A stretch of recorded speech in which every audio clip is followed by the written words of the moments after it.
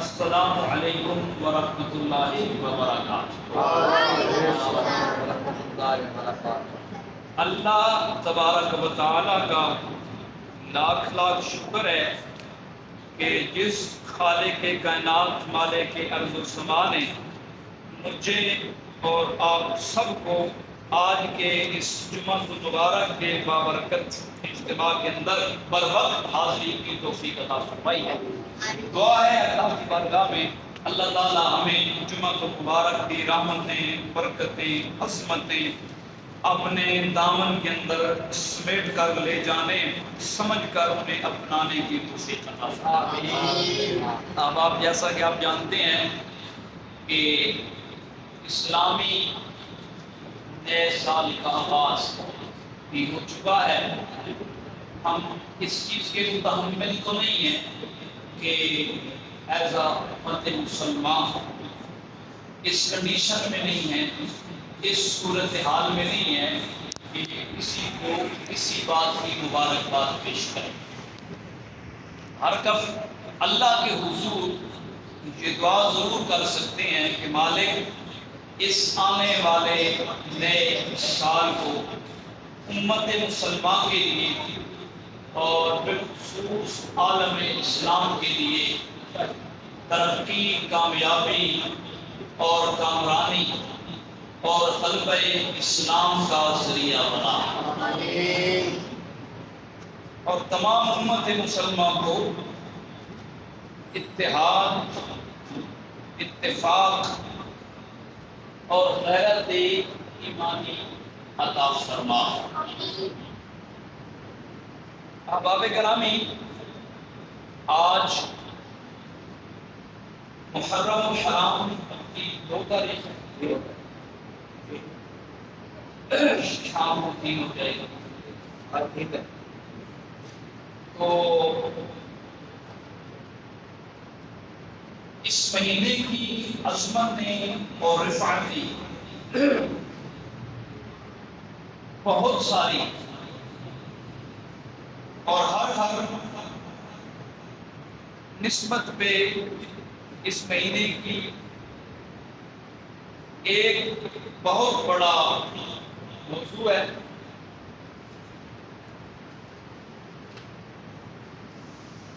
اور یکم محرم الحرام کی نسبت سفر رسول،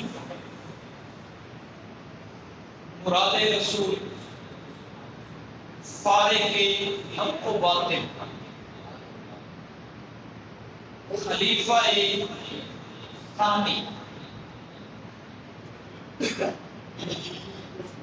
24 یا 36 لاکھ مربع میل کے حاکم،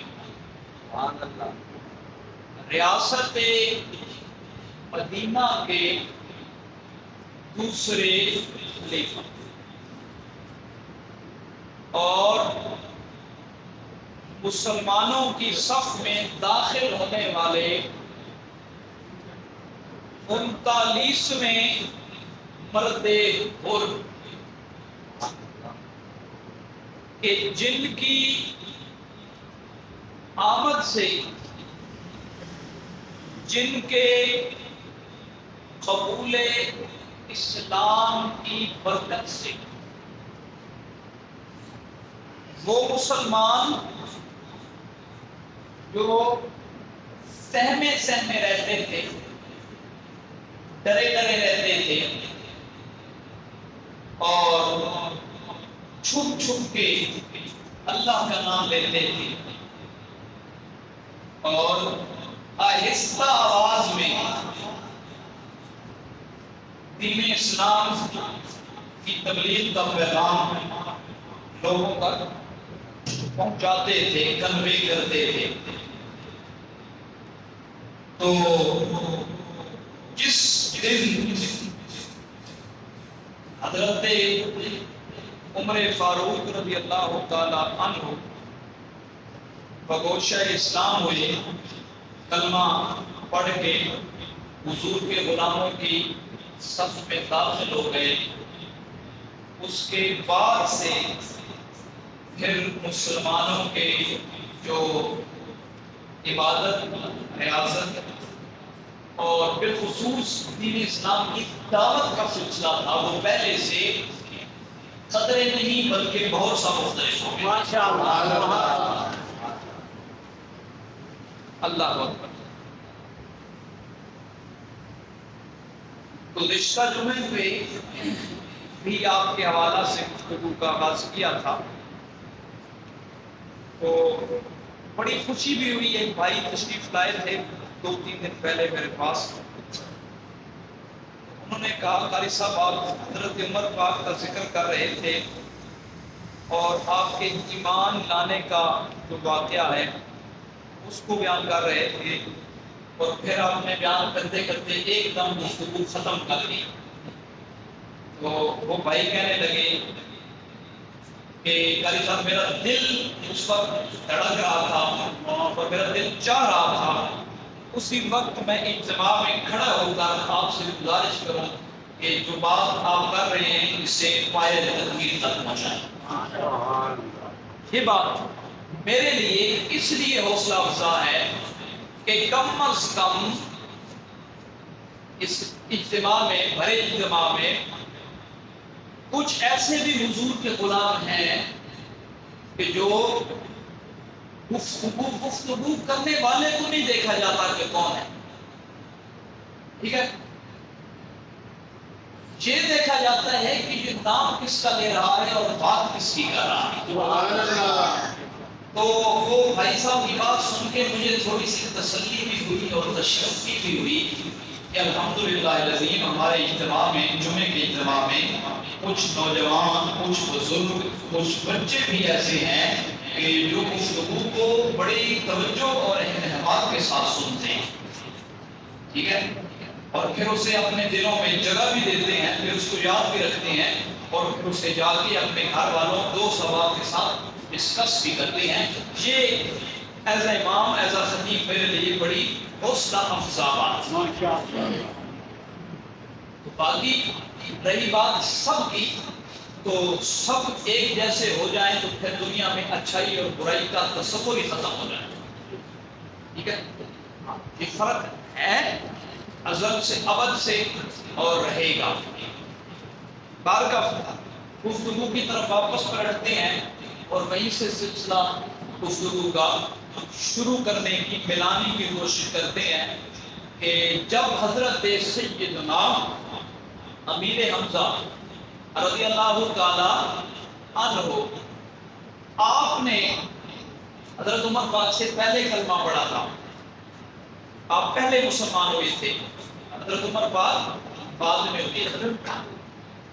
تو جب حضرت امیر حمزہ رضی اللہ تعالیٰ عنہ نے کلمہ پڑھا، اس وقت سے دوسری جو پارٹی تھی، دوسرے جو کفار تھے، ان کی صفوں میں یہ بات اور یہ تذکرہ شروع ہو گیا کہ آج ہماری صف سے امیر حمزہ مسلمانوں کے پلڑے میں چلے گئے ہیں، اور آنے والے دنوں میں کیا پتا ہماری صف کا کوئی اور قدر بندہ، کوئی اور ہمت والا، جرأت والا، شجاعت والا بندہ مسلمانوں کی صف میں داخل ہو جائے، جن کا عقیدہ یہ بھی تھا حضور صلی اللہ علیہ وسلم کے بارے میں، معاذ اللہ ثم معاذ اللہ، کہ حضور جادوگر ہے، اور جو ان سے ملتا ہے، جو ان سے بات کرتا ہے، جو ان کی محفل میں بیٹھتا ہے، جو ان کی گفتگو سنتا ہے، وہ ان کا مرید ہو جاتا ہے۔ سبحان اللہ، اللہ اکبر۔ تو انہوں نے یہ میٹنگ بلائی، یہ کارنر میٹنگ بلائی، اپنے سارے بڑے بڑوں کو اس میں مدعو کیا کہ اس کا کوئی پراپر حل نکالا جائے، ٹھیک ہے۔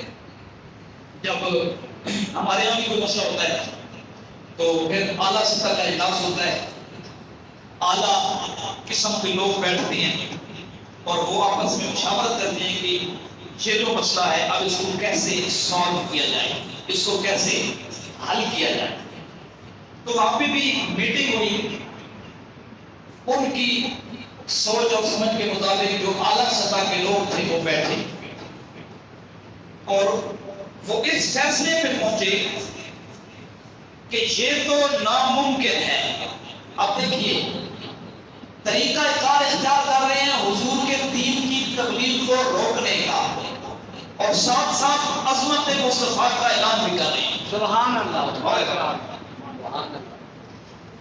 اس نتیجے پہ پہنچتے ہیں کہ یہ تو ناممکن ہے کہ ان سے جو بتا مل جائے، ان کا جو کلام سن لے، ان کی جو بات سن لے، ان کی محفل جو اٹینڈ کر لے، وہ ان کو دل دینے سے بچ نہیں سکتا۔ سبحان اللہ۔ وہ اپنا دل ان کے سامنے بیچ دیتا ہے، اپنا آپ بیچ دیتا ہے۔ اب ادھر سے انکار کر رہے ہیں دین اسلام کا، اور دوسری طرف سے حضور نبی کریم علیہ الصلوۃ والسلام کے کمالات کا اظہار کر رہے ہیں۔ سبحان۔ تو اس میٹنگ میں فیصلہ یہ ہوا کہ اس کا حل ایک ہی ہے کہ جو مسلمانوں کے نبی ہیں معاذ اللہ ثم معاذ اللہ، ان کی زندگی کا جو چراغ ہے وہ ہمیشہ کے لیے گل کر دیا جائے، تو تب جا کے یہ جو نیا دین ہے اس کے سلسلے کو روکا جا سکتا ہے۔ اچھا جی، اب اتنا بڑا کام ہے تو اتنے بڑے کام کے لیے ڈیوٹی کس کی لگائی جائے؟ وہ کے تعداد میں حضور کے غلام تھوڑے تھے اس وقت، لیکن ان کے جذبات، حضور سے محبت، حضور کی اداؤں پہ قربانی بے مثال اور لازوال تھی۔ ایک روایت کے اندر آتا ہے کہ ایک شخص جو دشمن دین تھا، وہ ایک مرتبہ حضور کی محفل کی رپورٹ لینے آیا۔ جیسے آج ہماری محفلوں میں ایجنسی کے بندے رپورٹیشن لینے کے لیے آتے ہیں کہ اس محفل میں جو لوگ بیٹھے ہیں ان کے جذبات کیا ہیں، ان کے احساسات کیا ہیں، اور بھی سب جو مرضی کہہ رہے ہیں یہ کیا کہتے ہیں۔ تو اسی طرح وہاں پہ ایک بندہ حضور کی محفل میں آیا، اور کیونکہ ایک جنگ ہونے والی تھی تو جنگ سے پہلے حالات معلوم کرنے کے لیے آیا، تو اس نے حال ہمارا نوٹ کیا، واپس چلا گیا، تو جا کے کہنے لگا اپنے سردار سے کہ محمد عربی کی فوج سے کبھی جنگ نہ کرنا، کبھی جنگ نہ کرنا۔ اس نے کہا میں تجھے اس لیے بھیجا تھا کہ تو کوئی ان کی کمزوریاں، کوئی معاملات نوٹ کر کے آئے گا اور ہمیں بتائے گا، اور ہماری فوج اس حوالے سے تیاری کرے گی۔ اس نے کہا میں ان کی کیا کمزوریاں نوٹ کروں، میں تو ان کی ایک ادا کو تکتا رہ گیا۔ سبحان اللہ۔ کون کہہ رہا ہے؟ کافر کہہ رہا ہے۔ میں تو ان کی ایک ادا کو دیکھ کے حیران اور پریشان رہ گیا۔ تو سردار نے کہا بتاؤ تو صحیح ان کی کون سی ادا تھی؟ تو وہ کہنے لگا ادا یہ تھی کہ جب مسلمانوں کے نبی صلی اللہ علیہ وآلہ وسلم اپنے منہ مبارک سے لعاب دہن خارج فرماتے تھے تو صحابہ جتنے بھی لگ بھگ 1400 حضور کی محفل میں موجود ہوتے تھے وہ حضور کی طرف دوڑ پڑتے تھے۔ کبھی دھیمی آواز، دھیمے لہجے پہ بھی کہہ دیا کرے سبحان اللہ۔ حضور کی طرف دوڑ پڑتے تھے، اور اس سے پہلے کہ وہ ایک دوسرے کو قتل کر دیتے، یہ الفاظ موجود ہے روایت، اس سے پہلے کہ وہ ایک دوسرے کو قتل کر دیتے کہ یار صبح جب حضور نے لعاب دان خارج کیا تو تو نے لیا تھا، اب اصل کی باری ہے، اب لعاب دان کملی والے کا مجھے لینے دے، اب حضور کا لعاب دان مجھے لینے دے۔ تو میں تو اس سے آگے چل ہی نہیں سکا، میں نے تو اس سے آگے سوچا ہی نہیں ہے، میں تو وہیں سے واپس آ گیا کہ جو حضور کے لعاب دان کا قطرہ زمین پہ نہیں گرنے دیتے، وہ حضور کے خون کا قطرہ زمین پہ کیسے؟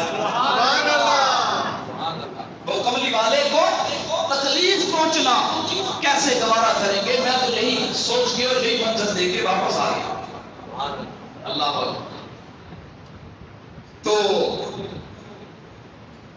حضرت عمر پاک، سبحان اللہ، میں کہتا ہوں نام ہی کافی ہے، بسم اللہ، دین اسلام میں نام ہی کافی ہے۔ کام کی تو مثال ہے ہی نہیں نا بھائی، کام کا مقابلہ تو ہے ہی نہیں، نام ہی کافی ہے۔ سبحان اللہ، سب کہیں گے، سبحان سب اللہ، کہیں نام ہی کافی ہے۔ نام ہی کافی ہے، حضرت عمر پاک کا، نام ہی کافی ہے، حضرت عمر فاروق کا نام ہی کافی ہے۔ نام ہی کافی ہے کفر کو لڑوانے کے لیے اور کفر کو ڈرانے کے لیے۔ بے آپ 39ویں شخص ہیں جو کلمہ پڑھ کے دار اسلام میں داخل ہوتے ہیں۔ تو اس میٹنگ میں فیصلہ یہ ہوا، اتنا بڑا کام ہے اور حضور کے جتنے بھی تھوڑے سے چند غلام ہیں وہ تو اپنی جان دے دیتے ہیں، لیکن نبی کی عزت پہ، نبی کی عظمت پہ، نبی کی ناموس پہ حرف آنا گوارا نہیں کرتے ہیں۔ تو اب اس مسلمانوں کے مجمع میں جا کر، مسلمانوں کے علاقے میں جا کر دار ارقم میں حضور تشریف فرما ہے، تو یہ کام کرے گا کون؟ یہ کام کرے گا کون؟ تو اس وقت جس بندے کا چناؤ ہوا وہ عمر بن خطاب تھے اور ان کی عمر 24 یا 26 سال تھی اس وقت۔ تو کسی نے یہ ذمہ داری قبول نہ کی، عمر بن خطاب اٹھے، انہوں نے کہا یہ کام میں کروں گا، اور سب نے اس میں آمین کہا کہ بالکل یہ بندہ اس کام کرنے کا اہل ہے، لہذا اس اتنے بڑے مارکے کے لیے عمر بن خطاب کو ہی روانہ کیا جائے۔ بہت ساری بات ہو چکی، حضرت عمر پاک روانہ ہو گئے، عرصے میں ملاقات ہوئی، بتایا گیا کدھر جا رہے ہو؟ کہنے لگے آج مسلمانوں کے نبی کا جو ہے وہ قلعہ کھڑا کرنے جا رہا ہوں معاذ اللہ، تاکہ یہ دن بدن جو لوگ ہمارا دین چھوڑ کر، ہمارے باپ دادا کا دین چھوڑ کر ان کے پیچھے جا رہے ہیں، ان کے جادو میں آ رہے ہیں، تو تاکہ یہ سلسلہ ہمیشہ کے لیے ختم ہو جائے۔ تو کہنے والے نے کہا دار ارقم بعد میں جائیے گا، کوئی صفا بعد میں جائیے گا، پہلے اپنے گھر کی خبر تو لے لو، سبحان اللہ، پہلے اپنے گھر کی خبر تو لے لو۔ کہا میرے گھر میں کیا ہوا؟ فرمایا تمہارے گھر میں جاؤ نا، تمہاری بہن اور بہنوئی کلمہ پڑھ کے نبی کے سامنے اپنا سب کچھ قربان کر چکے ہیں۔ سبحان اللہ، حضرت عمر پاک وہاں وہ سارا معاملہ پھر پہنچے، حضرت امیر حمزہ رضی اللہ تعالیٰ عنہ پہرا دے رہے ہیں اور پہلے سے خبر پہنچ جاتی ہے کہ عمر آ رہے ہیں، لیکن حضور کی طرف سے غلاموں کو بتا دیا جاتا ہے کہ آج دروازے بند نہیں رکھنے بلکہ دروازے سبحان اللہ، سبحان اللہ، آج دروازے بند نہیں رکھنے بلکہ دروازے کھول دینے ہیں۔ یہ بات حضور کر رہے ہیں، اگلی بات امیر حمزہ کر رہے ہیں۔ سبحان اللہ، گویا پتہ چلا جب مسئلہ حضور کی عزت کا ہو، جب مسئلہ نبی کے تحفظ کا ہو، پھر غلام حضور کی محفل میں بول جایا کرتے ہیں، سبحان اللہ، بول جایا کرتے ہیں اور اپنے جذبات کا اظہار بربلا کر دیا کرتے ہیں۔ حضرت امیر حمزہ رضی اللہ تعالیٰ عنہ عرض کرتے ہیں یا رسول اللہ صلی اللہ علیہ وسلم، ہمارے ماں باپ آپ پہ قربان ہو جائیں، ہم اسی طرح کریں گے جس طرح فرمائیں گے، لیکن کمری والے مصطفیٰ اگر عمر اچھے ارادے سے آ رہے ہیں ان کا استقبال کیا جائے گا، اور اگر عمر کسی برے ارادے سے آ رہا ہے تو پھر اس کا تلا کھما کرنے کے لیے امیر حمزہ کی تلوار سب سے پہلے حاضر میں ہے۔ عمر پاک آ گئے، دروازے پہ تشریف لے آئے، کیوں کہ پیچھے دعائے رسول ہے، سبحان اللہ، پیچھے دعائے رسول ہے، عمر کو مانگا گیا ہے۔ آج عمر آئے نہیں ہے، پہلے عمر اپنی مرضی سے آتے تھے، لیکن آج عمر آئے نہیں ہے بلکہ عمر کو بلایا گیا ہے، سبحان اللہ، عمر کو بلایا گیا ہے۔ حضور نے دعا مانگ رکھی ہے اللہم اعز الاسلام بعمر ابن الحشام او بعمر ابن الخطاب، اے میرے مالک دین اسلام کو عمر بن خطاب کے ذریعے یا عمر بن حشام کے ذریعے عزت عطا فرما، دین کو عزت عطا فرما۔ اللہ اکبر کبیرہ۔ حضرت عمر پاک باہر دروازے پہ کھڑے ہیں، ادھر بریلی کے تاجدار امام احمد رضا بولے سبحان اللہ، بریلی کے تاجدار حضرت امام احمد رضا خان صادر بریلی رضی اللہ تعالیٰ عنہ اپنا محبت بھرا کلام اٹھا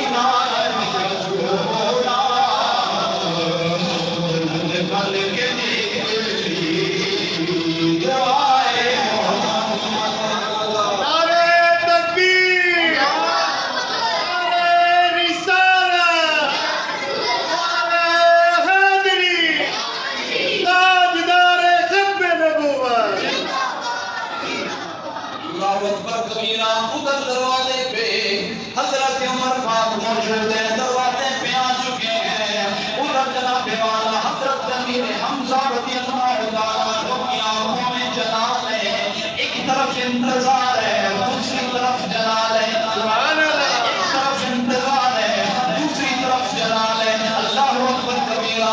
نبی کریم علیہ السلام نے اپنے غلاموں سے کہا، فرمایا عمر کے لیے رستہ چھوڑ دو، سبحان اللہ عمر کے لیے رستہ چھوڑ دو۔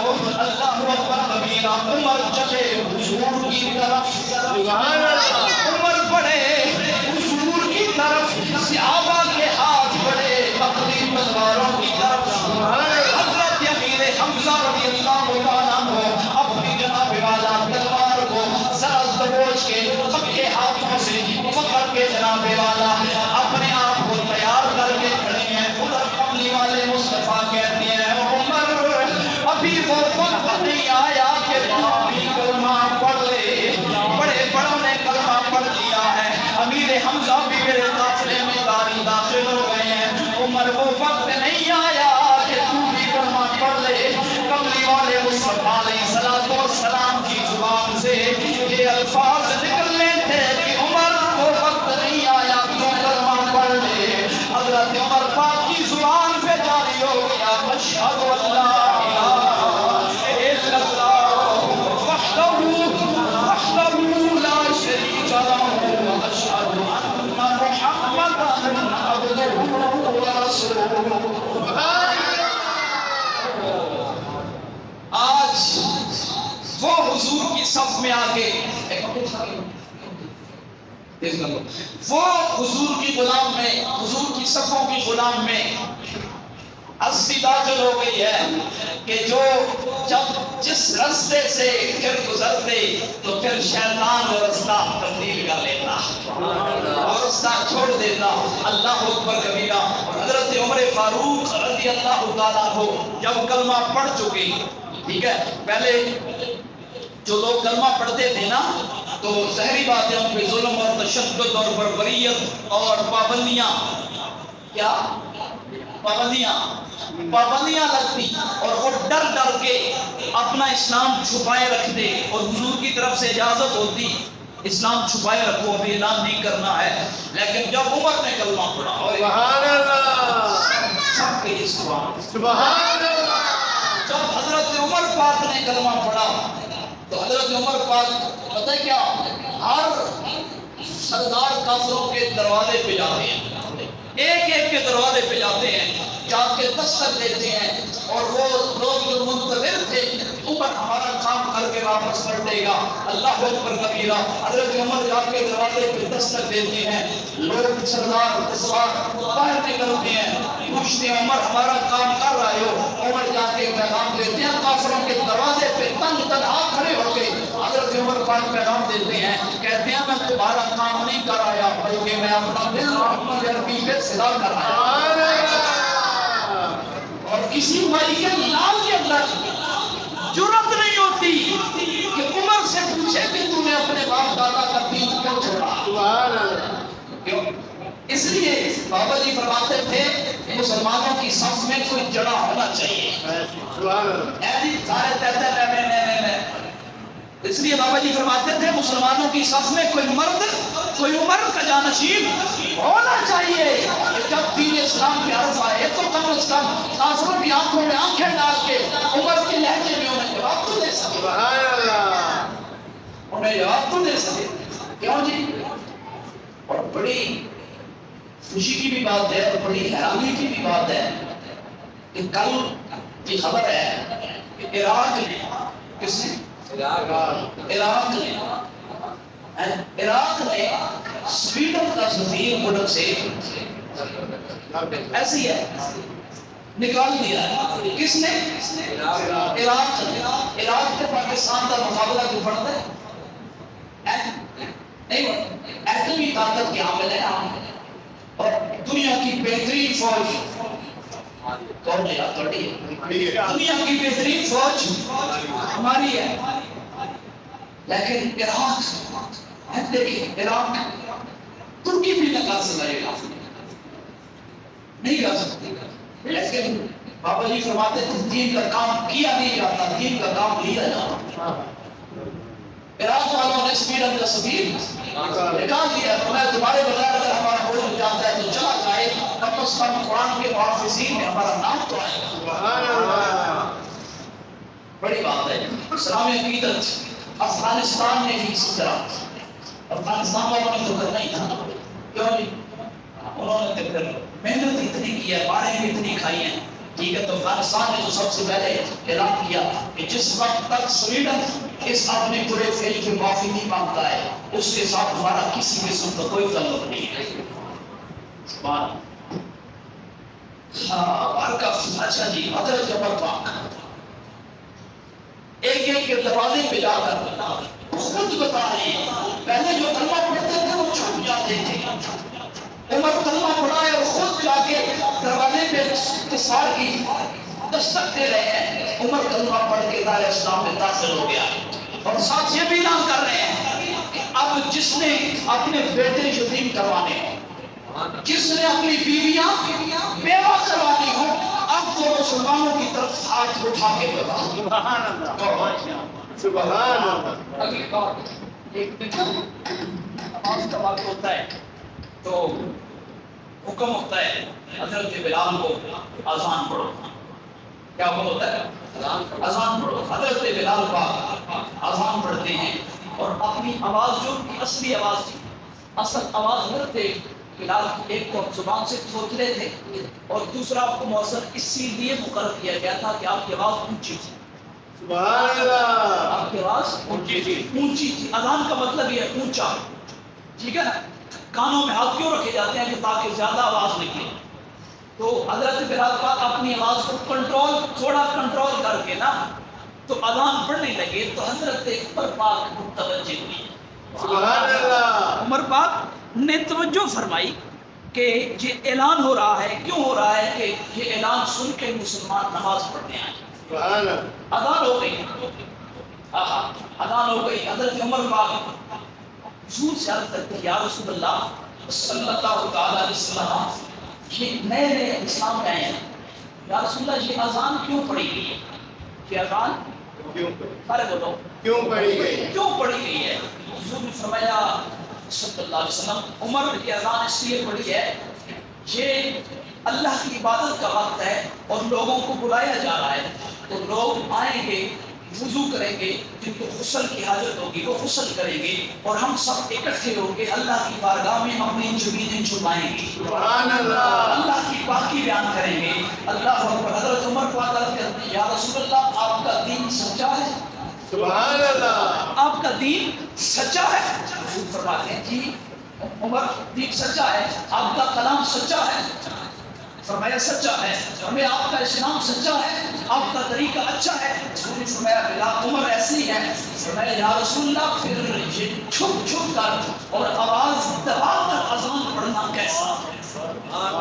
اذان پڑھنا کیسا؟ حضور نے فرمایا عمر ابتدائے اسلام کے ایام ہیں اور کافروں کی تعداد زیادہ ہے، وہ طاقت میں بھی زیادہ ہیں، تعداد میں بھی زیادہ ہیں، مال و اسباب میں بھی زیادہ ہیں، تو ہم حکمت کے تحت جو ہے اذان آہستہ پڑھتے ہیں. تو حضرت عمر پاک کے چہرے پہ جلال آتا ہے. حضور کی بارگاہ میں عرض کرتے ہیں، یا رسول اللہ پھر کافروں کو آج کیسے پتہ چلے گا؟ اگر آج بھی اذان آہستہ آواز میں ہوگی تو پھر آج کافروں کو کیسے پتہ چلے گا کہ عمر بھی محمد عربی کا غلام بن گیا؟ یا رسول اللہ بلال حبشی سے کہیں کعبے کی چھت پہ چڑھ جائے، کعبے کی چھت پہ چڑھ جائے اور جتنا زور لگا سکتے ہیں اتنا زور لگا کے اذان بلند کریں. میں دیکھتا ہوں کون ہے جو محمد عربی کی مؤذن کو روک سکتا. سبحان اللہ. مسلمان زندہ ہی اس جذبے کے ساتھ تھے اور یہ جذبہ ہی ختم کر دیا گیا. مسلمانوں کی سب سے بڑی طاقت ہی یہ ایمان کا جذبہ تھی. جس جذبے کے تحت عمر نے کہا تو بلال کعبے کی چھت پہ چڑھ جاؤ، اے کسی بھائی کے لال میں ضرورت کے محمد عربی کے مؤذن کو روکے. یہی بات تو بابا جی نے شروع کی تھی امت کو جگانے کے لیے. کافروں کی آنکھوں میں آنکھیں ڈالو، ان کو جواب دو، ایسی ہے نا، اور ان کو بتاؤ مسلمان محمد عربی کی عزت اور ناموس کے معاملے میں کچھ برداشت نہیں کر سکتے ہیں، قرآن کے معاملے میں کچھ برداشت نہیں کر سکتے ہیں. یہ بات ہمارے احباب کو پسند آئی. میں نے کہا یہ تو مولوی فسادی ہے، یہ تو مولوی کا شکار ہے، اور آپ دنیا سے چلے گئے تو آپ کہتے ہیں عاشق رسول تھے۔ اس قوم کا سب سے بڑا المیہ یہی ہے کہ قوم زندہ جیتے جاتے بندے کو نہیں مانتی ہے، ٹھیک ہے؟ ہاں یہ جب دنیا سے چلا جاتا ہے تو پھر کہتے ہیں آپ کی بندہ بڑا چنگا تھا۔ بات آ گئی ہے تو میں کر دیتا ہوں۔ ابھی تنقید و تشریح ہوتی ہے علامہ صاحب پہ، کہتے ہیں جی بابا جی کمیشن کو نہیں سنبھال سکتے، بچے ہیں، ٹھیک ہے اختلاف ہے، لیکن میں نے کہا یہ جو باتیں آج تم حافظ صاحب کے بارے میں کر رہے ہو نا، جب بابا جی حیات تھے تو اس سے 10 گنا سخت باتیں تم بابا جی کے بارے میں کرتے تھے، ٹھیک ہے؟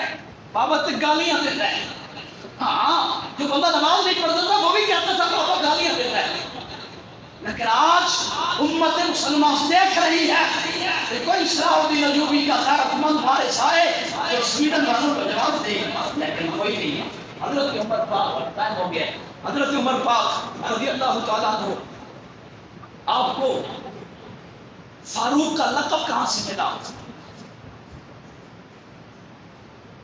دو مسلمان ظاہری طور پہ، ایک یہودی اور ایک مسلمان، جو منافقت ہے نا، منافقت وہ ابتدائی اسلام میں مکہ میں بالکل نہیں تھی۔ جو لوگ کلمہ پڑھتے تھے وہ دل سے پڑھتے تھے، جو انکار کرتے تھے وہ دل سے انکار کرتے تھے، نہیں مانتے تھے۔ جب حضور مدینہ تشریف لے گئے نا، مدینہ پاک میں حضور نے تبلیغ کا آغاز کیا، لوگوں کو بتایا دین اسلام قرآن کیا ہے، تو وہاں پہ منافقت شروع ہوئی مدینہ پاک میں۔ وہاں پہ کچھ ایسے لوگ مسلمانوں کی صف میں داخل ہو گئے جو اوپر سے کلمہ پڑھتے تھے، اندر سے انکار کرتے تھے، گویا منافقت کا آغاز وہاں سے ہوا۔ ایک اسی طرح کے نام نہاد مسلم اور یہودی کے درمیان اختلاف ہو گیا کسی مسئلے میں، تو وہ اپنا مسئلہ لے کر حضور کی بارگاہ میں گئے، جواب کہ آپ نے سن رکھا، مسئلہ سمجھانے کے لیے پھر بیان کر رہا ہوں۔ مسلمان جو ظاہری طور پہ مسلمان تھا، اندر سے منافق تھا، یہودی، دونوں اپنا مسئلہ لے کر حضور کی بارگاہ میں جاتے ہیں۔ حضور نے مدعا سنا دونوں کا، قبلی والے نے فیصلہ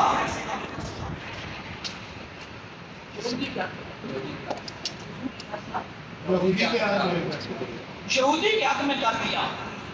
مسلمان وہاں سے واپس نکلا جو ظاہری تھا، ظاہری طور پہ مسلمان تھا، کہنے لگا فیصلہ تو آپ کے حق میں ہو گیا ہے، لیکن اس مسئلے کی تصدیق ذرا عمر سے کروا دیں، اس مسئلے کی تصدیق ذرا عمر فاروق سے بھی کروا لیتے ہیں، کیونکہ وہ بھی بہت بڑا عدل اور انصاف کرنے والے ہیں۔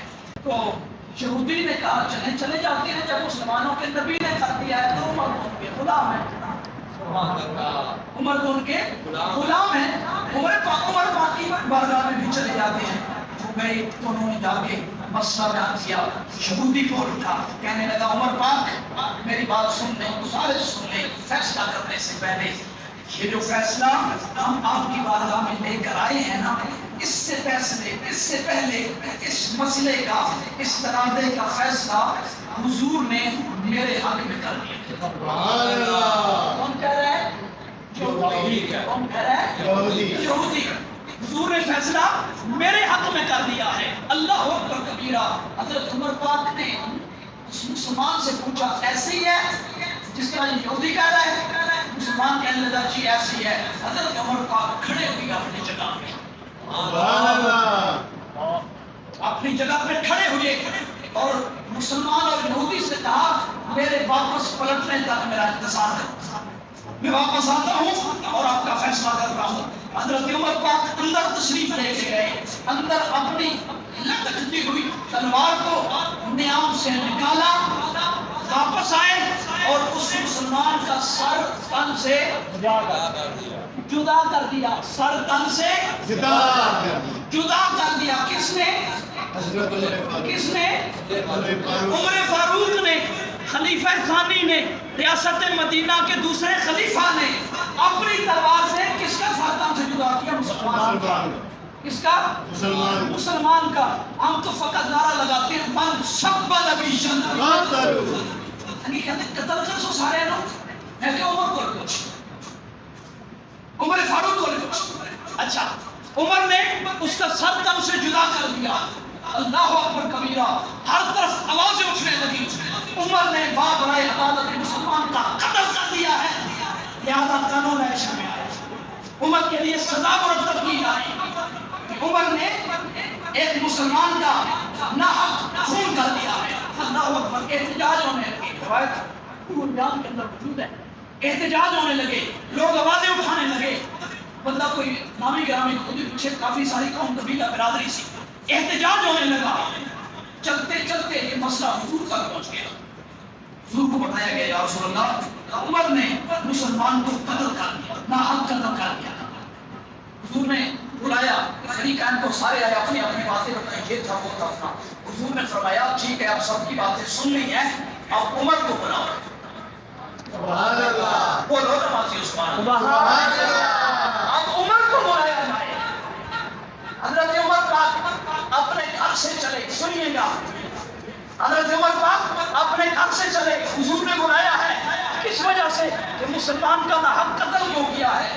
ابھی عمر پاک حضور کی بارگاہ میں نہیں پہنچے تھے، جبریل پہلے آ گئے. سبحان اللہ. جبریل پہلے آ گئے. اللہ اکبر کبیرہ. اور اللہ کا قرآن لے کے آ گئے. فلا وربک لا یؤمنون حتی یحکموک فیما شجر بینہم. سبحان اللہ. میں مسلمانوں کے ایک قبیل سے ہوں، اگر تمہارے ساتھ اختلاف میں ہوں تو کسی دلیل سے. مسلمانوں کے ایک غیرت مند قبیل سے ہوں، اگر تم سے اختلاف میں ہوں تو کسی دلیل سے ہوں. حضرت عمر پاک نہیں پہنچے، جبریل پہنچ گئے اور اعلان کر دیا، اے محبوب اعلان کر دیں عمر سے جو فعل صادر ہوا ہے اس کی تصدیق اور تائید اللہ کا قرآن فرما رہا ہے. کیا فرما رہا ہے؟ فلا وربک. میں اے محمد مجھے تیرے رب کی قسم، سبحان اللہ. اے محمد مجھے تیرا رب ہونے کی قسم، جو بندہ مسلمان ہے اور تمہارے فیصلے کو نہیں مانتا فرمایا وہ کامل مومن ہو ہی نہیں سکتا.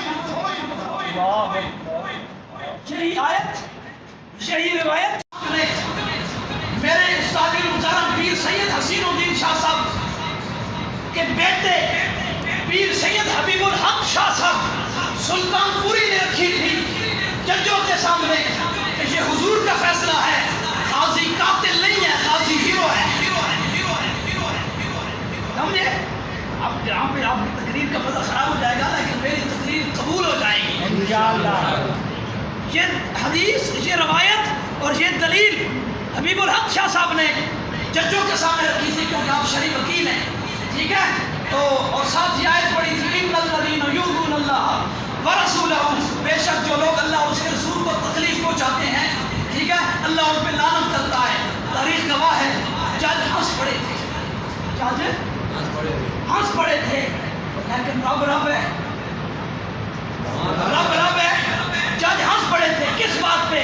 کہنے لگے تھے اللہ کو بھی تکلیف ہوتی ہے. مسلمانوں کی سپریم کورٹ کے جج ہنسے تھے قرآن سن کے کہ اللہ کو بھی تکلیف ہوتی ہے. جج ہنسے تھے، لیکن آج دنیا ان کے عدل و انصاف پہ ہنس رہی ہے. اللہ کے قرآن پہ ہنسے تھے نا، آج دنیا ان کے انصاف پہ ہنس رہی ہے اور پوری دنیا میں ذلت اور رسوائی کا ستارہ بنے ہوئی ہے. کیوں؟ حضرت عمر پاک نے جو قدم اٹھایا تھا وہ اپنے جذبات کے تحت ضرور اٹھایا تھا، لیکن عمر یہ جانتے تھے کہ یہ کائنات بنی ہے تو محمد عربی کے صدقے سے بنی ہے. سبحان اللہ. تو حضرت عمر پاک کے پہنچنے سے پہلے جبریل آ گئے، ٹھیک ہے، اور یہ اعلان کر دیا کہ یا رسول اللہ جو آپ کے فیصلے کو نہیں مانتا ہے وہ تو کامل مسلمان ہی نہیں ہے. یہ تو ایک فیصلہ ہے، اتنا ایک فیصلہ ہے. قاضی صاحب کے وکیلوں نے ہائی کورٹ اور سپریم کورٹ کے ججوں کے سامنے ایسے حضور کے 13 فیصلے پیش کیے. 13 فیصلے رکھے تھے. حضور کے فیصلے ایسے موجود ہیں، حضور کے غلاموں نے گستاخوں کو ماورائے عدالت قتل کیا ہے اور حضور نے ان کا خون ناحق معاف فرمایا. کافروں نے کہا بھائی یہ حضور کا ہے. ججوں نے کہا، کافر کہے تو پھر تو سمجھ آتی تھی. ججوں نے کہا قرآن کا فیصلہ تو سمجھ میں آتا ہے، لیکن ہمارے ملک کا قانون اس چیز کی اجازت نہیں دیتا ہے۔ احباب، حضرت عمر فاروق رضی اللہ تعالیٰ عنہ کی غیرت اور حمیت اگر آج ہمارے اندر، ہمارے حکمرانوں کے اندر باقی ہوتی، اس وقت تک سویڈن کا سفیر پاکستان میں موجود ایسے ہی ہے نہ ہوتا۔ پچھلا مسئلہ شاید تو سمجھ نہیں آیا ہوگا، وہ ایسے ہم سامنے ویکھیا لینا قرآن چلیا استغفر اللہ، اور انتہائی دل آویز، دل کو تکلیف پہنچانے کی خبر ہے کہ انہوں نے ایک دوسری مرتبہ پھر کم کر دیتا ہے، ایسے دوسری مرتبہ پھر انہوں نے قرآن چلایا ہے، اور ایک مسلمان ہے اس نے ان کی عدالت میں مقدمہ دائر کیا کہ مجھے بائبل اور انجیل اور زبور جلانے کی اجازت دی جائے، ٹھیک ہے؟ ان کے کہاں ایسا ہی کوئی قانون ہے ناپاک، انہوں نے اجازت دے دی کہ جاؤ تم بھی جلاؤ۔ وہ مسلمان اپنے تھیلے میں تورات بھی لے گیا، انجیل بھی لے گیا، بائبل بھی لے گیا، اور ساتھ قرآن بھی لے گیا۔ لوگ اس کو دیکھنے کے لیے وہاں پہ جمع ہو گئے کہ اب کل قرآن جلا تھا، لوگ کہتے ہیں نا دین اسلام میں تشدد نہیں ہے، دین اسلام میں تشدد واقعی نہیں ہے، لیکن دین اسلام میں بغیرتی بھی نہیں ہے۔ اچھا، وہ قرآن لے کر، بائبل لے کر، انجیل زبور لے کر مسلمان وہاں پہ کھڑا ہے، لوگ کھڑے ہیں کہ اب یہ بائبل جلائے گا۔ مسلمان نے اس اپنے بیگ سے سب سے پہلے قرآن نکالا اور قرآن کو بوسا دیا، قرآن کو چوما، اور قرآن کو چومنے کے بعد پھر دوسری کتابیں نکالی۔ اس نے کہا اس سے پہلے میں جل جاؤں کہ میں زبور کو آگ لگاؤں، اس سے پہلے میرا جسم جل جائے کہ میں انجیل کو آگ لگاؤں، میں تو صرف امت مسلمہ کو اور سویڈن کے مسلمانوں کو یہ بتانا چاہتا تھا، مسلمانوں تمہاری اس کتاب کو جلا دیا گیا ہے جس کے اندر اللہ تعالیٰ کے تمام تر احکامات موجود ہیں۔ دین اسلام تکلیف دینے والا دین نہیں ہے، دین اسلام معاف کرنے والا دین ہے، دین اسلام محبت والا دین ہے، لیکن جب مسئلہ قرآن کے تحفظ کا ہو یا مسئلہ نبی کی عزت اور ناموس کا ہو تو پھر کعبے سے لپٹے ہوئے ابن ختم کو بھی کعبے کے اندر قتل کر دیا جاتا ہے۔ اور یہ سیرت ہے عمر فاروق ہے۔ اللہ تعالیٰ ہمارے جذبات کو قبول فرمائے اور امت مسلمہ کو حضرت عمر فاروق رضی اللہ تعالیٰ عنہ کی سیرت اور صورت کے مطابق کوئی کردار ادا کرنے کی توفیق عطا فرمائے۔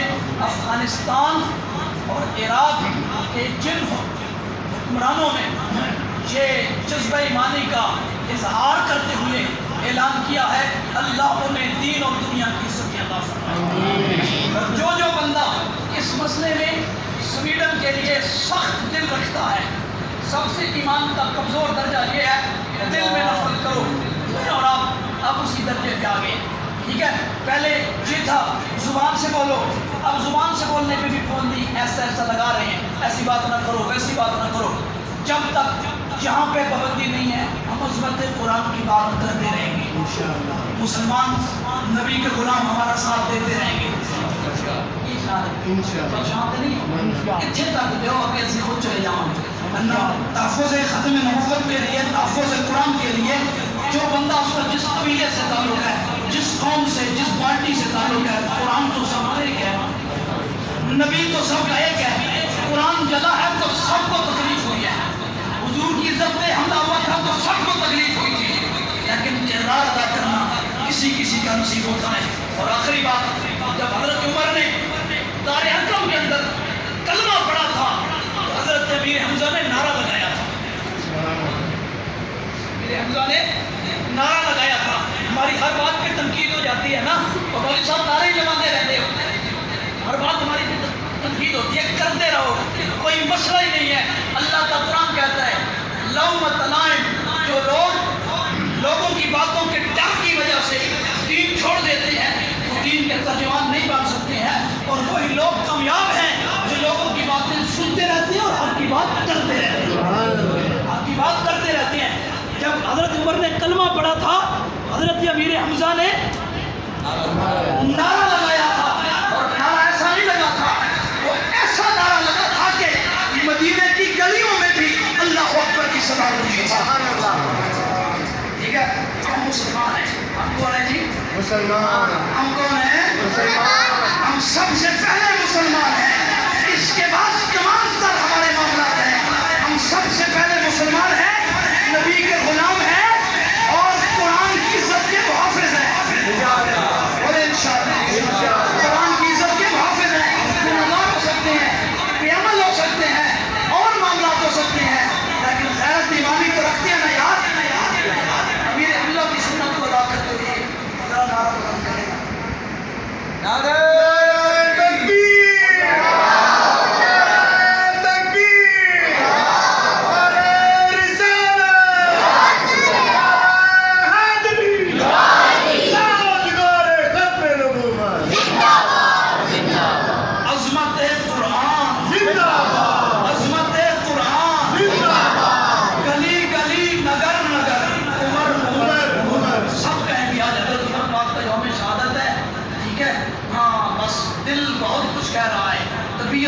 کہہ رہی ہے۔ تصور تو کرو نا ذرا حضرت عمر پاک کی شخصیت کا، گلی گلی نگر نگر سب کی آواز آ جائے گی۔ زبردستی نہ کریں، خوشی سے کہتے ہیں شدہ عمر ہو گیا ہے، ٹھیک ہے، لیکن ایک نماز ہم پڑھیں گے، ایک نماز عمر پڑھتے، ایک جمعہ ہم پڑھیں گے، ایک جمعہ عمر پڑھتے، ایک اذان ہم پڑھتے ہیں، ایک اذان عمر نے پڑھوائی تھی۔ گلی گلی نگر نگر سب کی آواز آ گئی، زبان کی آپ کی بھی حاجی صاحب، گلی گلی نگر نگر گلی گلی نگر نگر عمر عمر عمر عمر۔ اللہ تعالیٰ امت مسلمہ کو حضرت عمر فاروق رضی اللہ تعالیٰ عنہ کی سیرت کی سمجھ عطا فرمائے، اور حضرت عثمان غنی رضی اللہ تعالیٰ عنہ کی سخاوت عطا فرمائے، حضرت صدیق اکبر کی صداقت عطا فرمائے، حضرت حیدر کرار کی شجاعت عطا فرمائے، اور مسلمانوں کو اکٹھے ہو کر کسی بہترین طریقے کے ساتھ سویڈن کے گستاخوں کو جواب دینے کی توفیق عطا فرمائے۔